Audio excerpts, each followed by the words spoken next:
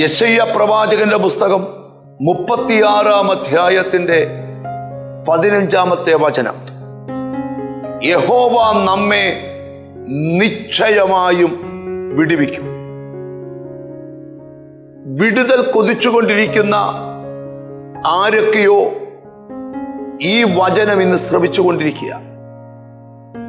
3 ചോദ്യം ചിലരുടെ ഉള്ളിൽ ഉണ്ടെന്ന് പരിശുദ്ധാത്മാവ് കാണിച്ചു തരിക.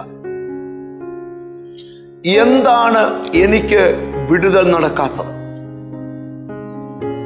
എനിക്ക് എങ്ങനെ ഒരു വിടുതൽ കിട്ടും? എന്റെ വിടുതൽ എന്ന് സംഭവിക്കും?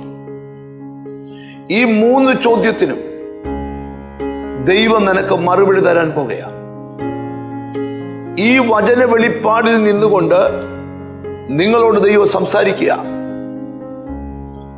ലോകം മുഴുവൻ നിങ്ങളിൽ വിടുതൽ നടക്കത്തില്ല, നിങ്ങൾ വിടുവിക്കപ്പെടത്തില്ലെന്ന് പറഞ്ഞാലും ദൈവത്തിന് നിന്നെ വിടുവിപ്പാൻ ഇഷ്ടം തോന്നിയിരിക്കുക. സ്തോത്രം.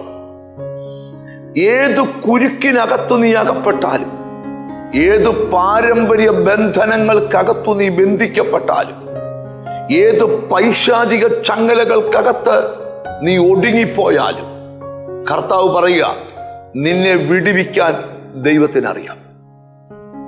100 ആടുകളിൽ 1 നഷ്ടപ്പെട്ട ഒരാട് കാട്ടുവള്ളികൾക്കിടയിൽ കടിച്ചു കീറാൻ കൊതിക്കുന്ന മൃഗങ്ങളുടെ ഇടയിൽ അകപ്പെട്ടു പോയിട്ടും തേടിച്ചെന്ന ഇടയൻ തന്നെ കുരുക്കിയ വള്ളികളെ മുറിച്ചു മാറ്റി ആടിന്റെ ദേഹത്ത് തറച്ചു കയറിയ മുള്ളുകളെ കൈകൊണ്ടൊന്ന് തടവി ആ മുള്ളുകളെ ശരീരത്തൊന്ന് പിഴുതെറിഞ്ഞ് അതിന്റെ ദേഹത്തൊന്ന് തട്ടി അതിനെ തോളിലെടുത്ത് വെച്ചുകൊണ്ട് വരുന്ന ഇടയൻ. ആ ഇടയന്റെ ലക്ഷ്യം ആടിനെ വിടുവിക്കുക എന്നുള്ളതാണ്. ഇന്ന് ഈ വചനം കേൾക്കുന്ന നിങ്ങളോട് ദൈവം സംസാരിക്കുക. യഹോവ നമ്മെ നിശ്ചയമായും വിടുവിക്കും.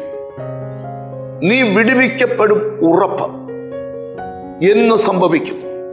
ഇന്ന് ഈ വചനം നീ ഹൃദയത്തിൽ സ്വീകരിക്കുമ്പോൾ നിന്റെ ജീവിതത്തിന്റെ വിടുതൽ ആരംഭിച്ചു കഴിഞ്ഞു. മനസ്സുകൊണ്ട് പറഞ്ഞ കർത്താവ് എന്നെ വിടുവിക്കുമെന്ന് ഞാൻ ഉറപ്പായി വിശ്വസിക്കുന്നു.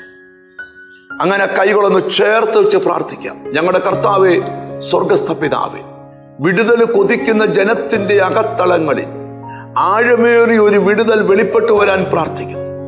എന്നോട് ചേർന്ന് പ്രാർത്ഥിക്കുന്ന മക്കളെ നിന്റെ നാമം ചൊല്ലി പിതാവിന്റെയും പുത്രന്റെയും പരിശുദ്ധാത്മാവിന്റെ നാമത്തിൽ അനുഗ്രഹിച്ച് പ്രാർത്ഥിക്കുന്നു. അവർ അനുഗ്രഹിക്കപ്പെടട്ടെ, യേശു ക്രിസ്തുവിൻ നാമത്തിൽ തന്നെ. ആമേൻ. നിശ്ചയമായും നീ വിടുവിക്കപ്പെടും. God bless you.